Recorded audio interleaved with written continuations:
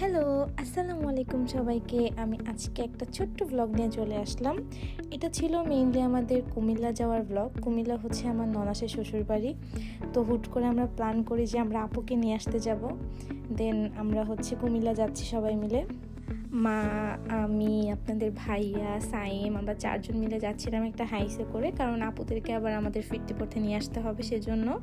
তো আমরা গিয়েছিলাম বেসিক্যালি ঈদের 3 দিন পরে। তো সেদিনের রাস্তা এত ফাঁকা ছিল, ঢাকা মনে হয় এই প্রথম আমি এত ফাঁকা দেখেছি। কারণ ঢাকায় সবসময় জ্যামজট থাকে, সবসময় গাড়ি ঘোড়ার কোলাহল থাকে। তো সেদিন ঢাকা বেশ মোটামুটি ফাঁকাই ছিল। আর নিউ মার্কেট তো এত ফাঁকা যা বলার বাহিরে, এরকম আমি কখনোই দেখিনি আমার লাইফে।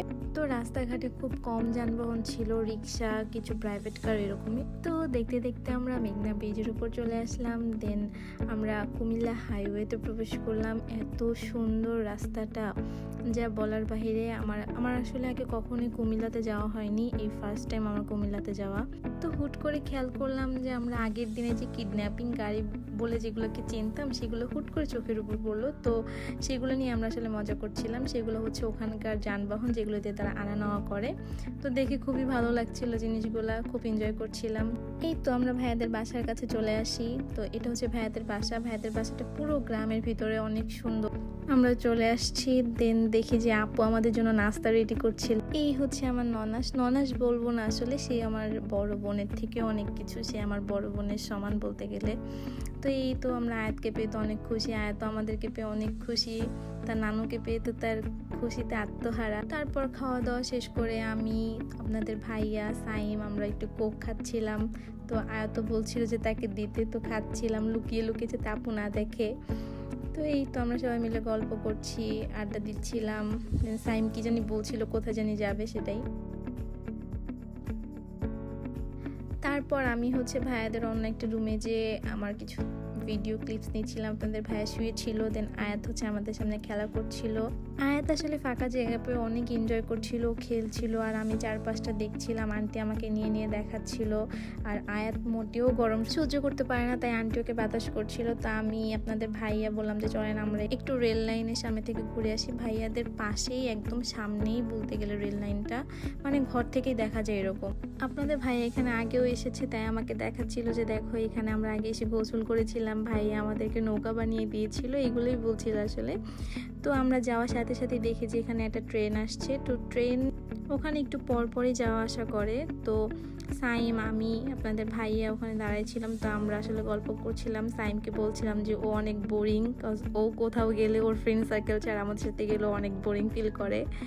আর আপনাদের ভাইয়াকে বলছিলাম যে আপনি তো অলওয়েজ চিল, আপনার হাত ভেঙে গিয়েছে তাও আপনি সবসময় চিল করেন। তো এইগুলোই বলছিলাম, ফান করছিলাম আর চারপাশের কিছু ভিডিও ক্লিপস নিচ্ছিলাম।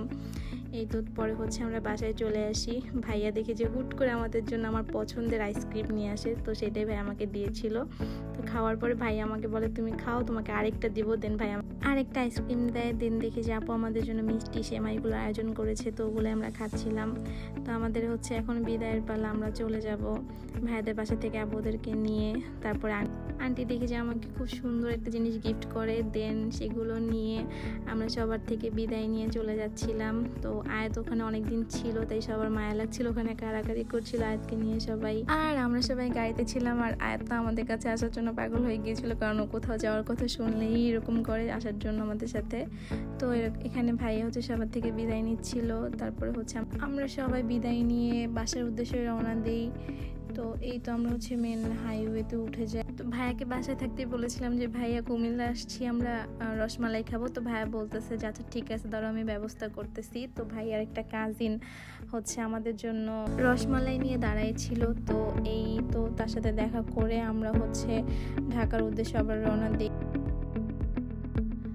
গাড়িতে আমি, আপনাদের ভাইয়া, সাইম একসাথে বসেছিলাম। তো আমরা কিছু ভিডিও ক্লিপস নিচ্ছিলাম। তো এই তো দেখতে দেখতে আমরা আবার মেঘনা ব্রিজে চলে আসি। তারপরে রাস্তায় আমাদের একটু বিরতির প্রয়োজন ছিল, তো আমরা সবাই নেমে চা, চিপস যে যার মতো খাই। তারপরে হচ্ছে কিছু নিয়েছিলাম গাড়ির জন্য, কারণ অনেকটা পথ। তো সামনে হুট করে খেয়াল করলাম যে মানাবেটা আমাদের চোখের সামনে পড়ে। তো বলছিলাম যে বাবা আমাদেরকে একদিন বলেছিল যে মানাবেতে নিয়ে যাবে, সেটা নিয়ে আসলে মজা করছিলাম। তো এই তো ছিল আজকের ব্লগ আমাদের। সবার কাছে কেমন লেগেছে জানাবেন। আসসালামু আলাইকুম সবাইকে, ভালো থাকবেন, আল্লাহ হাফেজ।